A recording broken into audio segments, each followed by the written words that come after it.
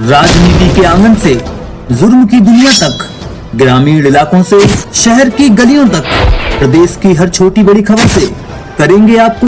लोकसभा क्षेत्र संख्या 25 खगड़िया का जो वोटिंग होना है वो 7 मई मतलब कल निर्वाचन आयोग द्वारा प्रस्तावित है और इसकी तैयारी काफ़ी दिनों से चल रही है।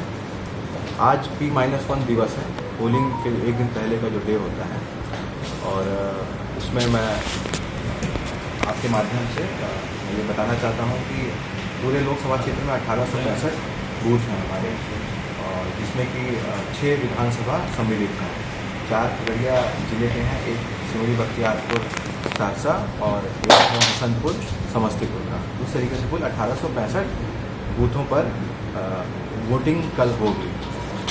खगड़िया जिला अंतर्गत जो 4 विधानसभा है वहाँ पर वोटिंग 7 से 6 होनी है, और इसके अलावा सिमरी बख्तियारपुर में कुछ बूथ ऐसे हैं जिसकी 7 से 4 होनी, कुछ ही बूथ ऐसे हैं, और जो शेष वहाँ के 299 बूथ हैं उस पर 7 से 6 ही होगा पोलिंग।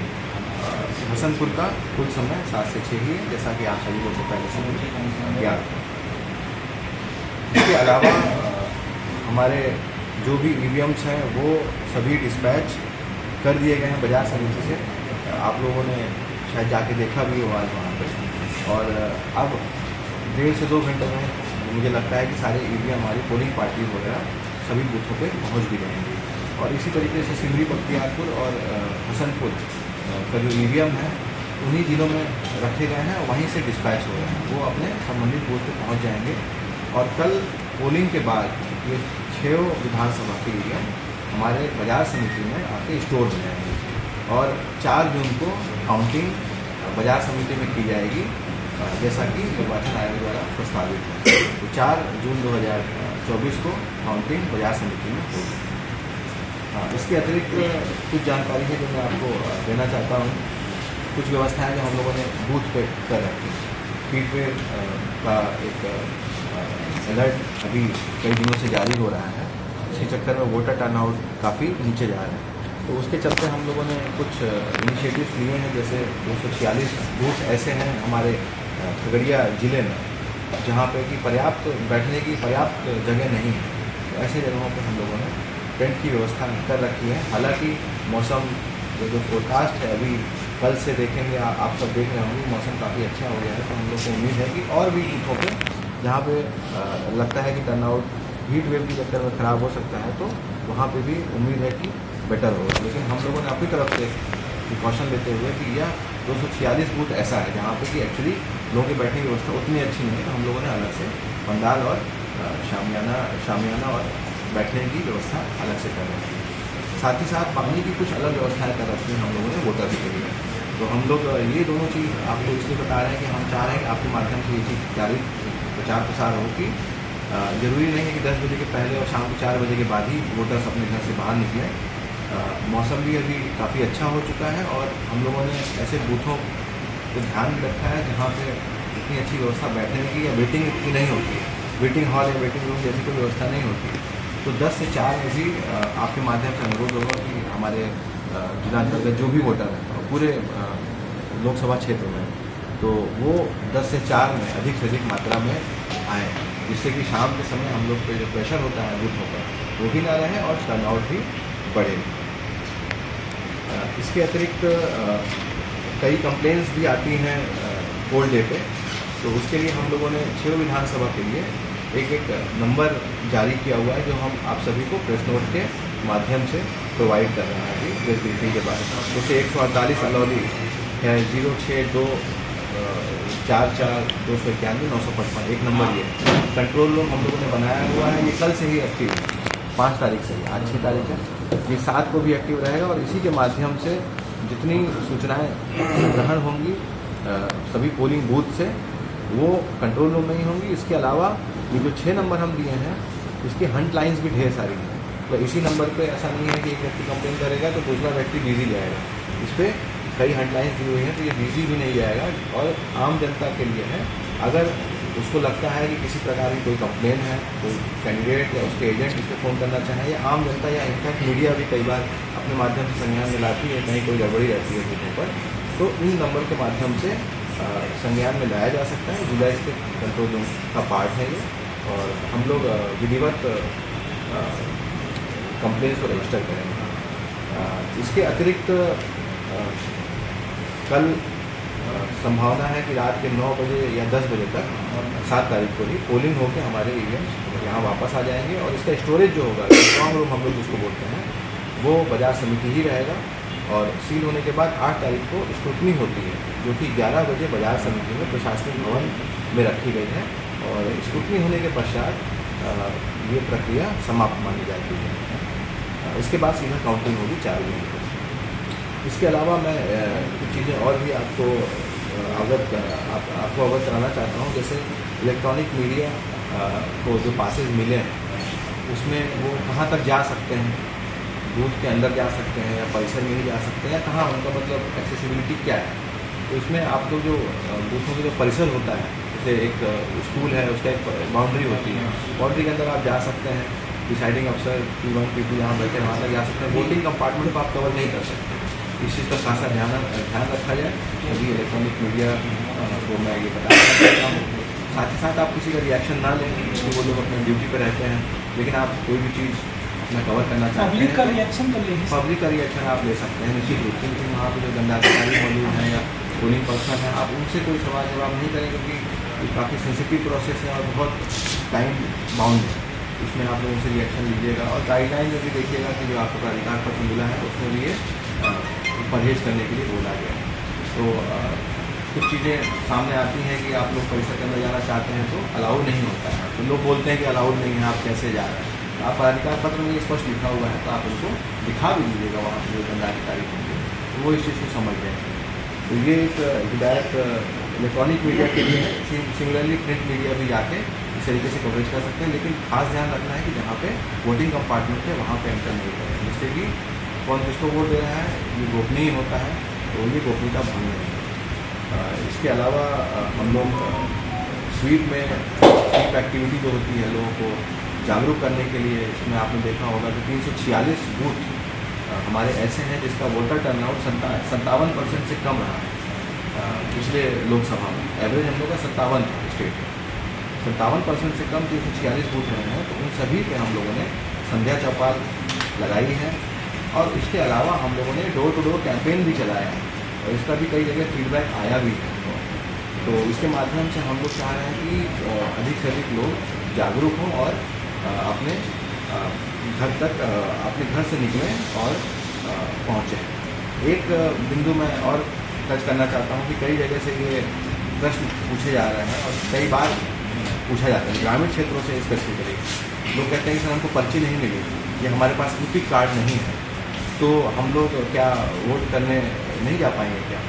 तो कई बार क्या होता है कि जानबूझ के कुछ लोग इस तरह का प्रचार करना चाहते हैं या करते हैं कि देखिए पर्ची आपको नहीं मिली है, ईपिक कार्ड नहीं है तो आप वोट नहीं कर पाइएगा, ऐसा बोलते हैं। लेकिन मैं आपको बता देना चाहता हूँ कि पर्ची वैसे भी कोई आधार नहीं होता है कि आप उसको दिखा के वोट कर सकते हैं। वो लिस्ट ऑफ डॉक्यूमेंट्स में नहीं आता है, मतलब उसको दिखा के आप सोचिएगा आप वोट कर रहे नहीं। 12 तरह का डॉक्यूमेंट होता है, ईपिक उनमें से एक है। इसके अलावा कोई अगर मनरेगा में मजदूरी कर रहा है तो उसका कार्ड बना होगा, उससे भी कर सकता है। कोई ऐसी महिला या पुरुष जो वृद्धजन है उनका पासबुक भी होगा। बहुत सा आपकी जो सरकार द्वारा स्कीम चलाई जाती हैं, आप जान ही गए हैं, पेंशन की स्कीम, उनका भी पासबुक होता है, उनका कार्ड होता है, उसको लेके जा सकते हैं वहाँ पे करने के लिए। बैंक का पासबुक है, उसको लेके जा सकते हैं। अगर कोई ऐसे पेंशनर है जो उनका एक पासबुक होता है, उसको लेके जा सकते हैं। जैसे आप ही अपना बैंक का कोई पासबुक जिसमें फ़ोटो वगैरह होती है उसको ले जाते हैं, उससे भी कर सकते हैं।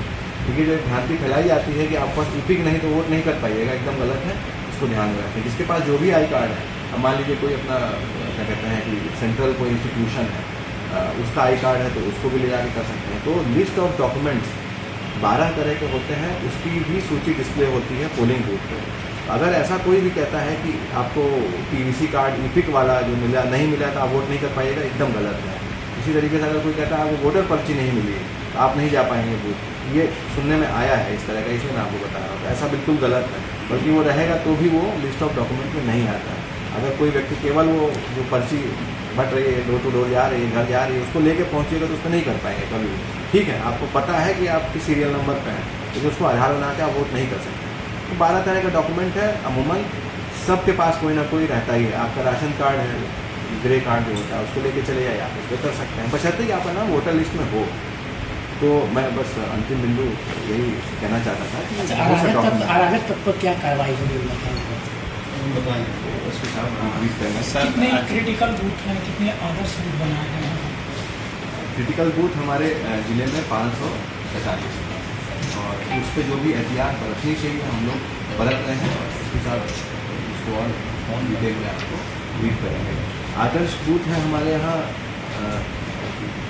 आदर्श बूथ जो है हमारे यहाँ हर विधानसभा में एक है और उसकी सूची हम लोग प्रेस नोट के माध्यम से आपको दे देंगे। इसी तरीके से हर विधानसभा में एक PWD मैनेज्ड बूथ है, मतलब उसमें केवल दिव्यांगजन ही होंगे, चाहे पीठासीन हो, चाहे P1 हो, चाहे P2 हो, चाहे P3 हो। इसी तरीके से हर विधानसभा में एक ऑल वुमेन मैनेज्ड बूथ, केवल महिलाएं ही वहाँ पे प्रिसाइडिंग P1, P2, P3 रहेंगी। इसी तरीके से एक यूथ वाला बूथ बनाया है हम लोगों ने, जिसमें कि हमारा 165 जन नायक कर्पूरी ठाकुर इंटर स्कूल खगड़िया है, जिसको हम लोगों ने यूथ मैनेज्ड बूथ, जो यहाँ पे जो हमारे प्रिसाइडिंग P1, P2, P3 जो पूरी पार्टी होती है वो युवा वर्ग के होंगे, ये हम लोगों ने इसका बूथ तक दिव्यांग को ले जाने का कोई सुविधा भी है? बिल्कुल है। इसमें देखिए अपना एक सक्षम ऐप है, उसके माध्यम से इसमें कई सुविधाएं दी गई थी। 12D वाला एक सुविधा दी गई थी जो घर पे भी होम वोटिंग के लिए ऑफ कर सकते हैं, लेकिन उसका समय निकल गया, उसमें 111 लोग वोट किए पोस्टल बैलेट के माध्यम से। अभी कोई ऐसे व्यक्ति सक्षम ऐप का इस्तेमाल कर सकते हैं और उसको आपके माध्यम से और प्रचार प्रसार मिलेगा तो अच्छा रहेगा। हम लोगों ने अलग से भी उसको प्रचार प्रसार करवाया है। यहाँ पे जब बूथ में पहुँचेंगे, जो दिव्यांगजन है जिनको चलने में कोई दिक्कत है या इस तरह की प्रॉब्लम है, तो वो वहाँ पे वॉलंटियर्स भी हर बूथ पे लगाए गए, जहाँ पे हमें पहले से पता है कि कहाँ पे दिव्यांगजन वोटर्स हैं हमारे, वो मार्क रहता है हमारे इलेक्ट्रल रोल में जो वोटर लिस्ट होती है, वहाँ व्हील चेयर हमारे सारे 738 लोकेशन रखे गए हैं, वॉलंटियर लगाया गया, वो आएंगे तो उनको पूरा असिस्टेंस वहाँ दी जाएगी। कई ऐसे बूथ ऐसे हैं और उसमें हम लोगों ने सेक्टर ऑफिसर्स को अच्छे से ब्रीफ कर रखा है, किसी को कहीं कोई दिक्कत नहीं है, वो उस चीज़ पर खासा ध्यान रखते हैं। मॉडल कुछ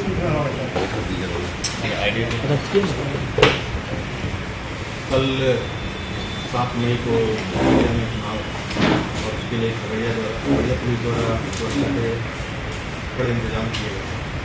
सबसे पहले तो मैं बता दूं कि आपको हमारे जो खगड़िया जिला में जो 1196 बूथ है, वहाँ पर पदाधिकारी के नेतृत्व में बल तकनीक किया गया है और वो बहुत ही जाने सकता है। और वहाँ पर जहाँ का करीब 80% बूथ ऐसे हैं जो कि CAPF द्वारा CAPF का वोट तैयार हुआ और स्ट्रॉन्ग फोर्स है और क्रिटिकल बूथ है, सभी पर हम लोगों ने CAPF को लगाया। और उसके अलावा जहाँ पर भी इसका जो अधिक महत्वपूर्ण क्षेत्र है, संवेदनशीलता बहुत ज़्यादा है, वहाँ भी हम लोगों ने CAPF लगाया। इसके अलावा कल और आज से हम लोगों ने 20 इंटर डिस्ट्रिक्ट बॉर्डर बनाए, बॉर्डर चेक पोस्ट, जो कि इफेक्टिव हो चुका है। उन जगहों उनसे जो भी लोग आएंगे और जाएंगे सबकी चेकिंग होगी। इसके अतिरिक्त जो हमारे 9 ऐसे स्थल हैं जो कि रिवर बाउंड्री मिलती है दूसरे डिस्ट्रिक्ट से, वहाँ भी हम लोगों ने स्टेट फोर्स और ऑफिसर्स लगाए हैं और उस क्षेत्र में जो आने जाने वाले और जो वाहनों की जो आवाजाही है उस पर कड़ी निगरानी रखी जा रही है। अभी वर्तमान में 14 SSP जो है एक्टिव भी है और वो 27 काम भी कर रहे हैं और पिछले कुछ दिनों में हम लोगों ने 19,20,000 रुपये लगभग उसकी रिकवरी भी की है। और साथ में जो पेट्रोलिंग और जो मोटरसाइकिल पेट्रोलिंग, वाहन पेट्रोलिंग, ये सभी इसके बड़े इंतजाम किए हैं। विशेष रूप जो नदियों में पेट्रोलिंग के लिए हम लोगों ने SDRF को भी लगाया है, तो 20 टीम SDRF की लगी हुई है, क्योंकि खगड़िया में जितने भी नदी क्षेत्र हैं उससे सटे हुए जो दियारा क्षेत्र लैंड क्षेत्र है उस पर जो है लोग पेट्रोलिंग करेंगे और उस पर निकालेंगे।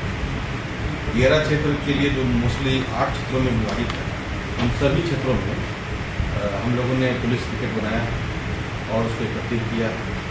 वहाँ पर स्ट्रॉन्ग फोर्स अभी वहाँ स्टेशनड है और उन क्षेत्रों में पेट्रोलिंग कर रहा है और अभियान और छापामारी कर रहा है। और उन क्षेत्रों में हम लोग ड्रोन का भी इस्तेमाल कर रहे हैं ताकि जो दूर दूर क्षेत्र में जो है दूर दूर क्षेत्र पर हम लोग गतिविधियों पर हो रही गतिविधियों पर नजर रखें। तो कितने ड्रोन और गिदेरा क्षेत्र में हम लोगों ने MMT यूज़ किया है। तो सवार दस्ता भी हमारे पास जो कि पूरे क्षेत्रों में अभी पेट्रोलिंग कर रहा है। करीब 11 ड्रोन हम लोग यूज़ कर रहे हैं 11 क्षेत्रों में से, जिससे कि हम लोग निगरानी रखते हैं। तो इसके अतिरिक्त जो भी सेंसिटिव जगह है जहाँ से पूर्व में कभी घटना हुई हो या फिर यहाँ पर होने की संभावना है, वहाँ पर हम लोगों ने अतिरिक्त बल भी लगाया। जो असमाई तत्व, जो गुंडा तत्व हैं, जो चुनाव में प्रावधान डाल सकते हैं, उसके हम लोगों ने पहले भी चिन्हित किया और 26 लोगों का किसी का प्रस्ताव गया। और इसके अतिरिक्त जो निरात्मक कार्रवाई 12,000 लोगों के लोगों को निरात्मक कार्रवाई, जिसमें 10,000 के लगभग लोग बाउंड डाउन भी। तो उन सभी लोगों पर हम लोगों की नज़र है। अगर चुनाव में किसी प्रकार का व्यवधान उत्पन्न करते हैं तो उन पर कड़ा प्रियोरिटी रखते हैं।